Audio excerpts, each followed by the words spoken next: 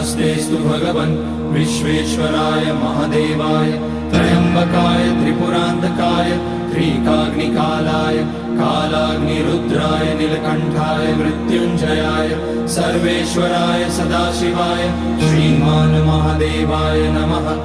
ॐ नमः शम्भवाय च मयोभवाय च नमः शङ्कराय च मयस्कराय च नमः शिवाय च शिवतराय च।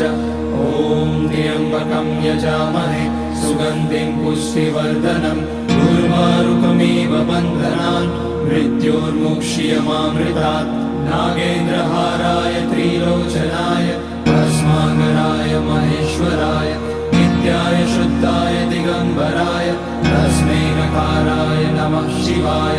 मन्दाकिनी सलिलचन्दन चर्चिताय नन्दीश्वर प्रमथनाथ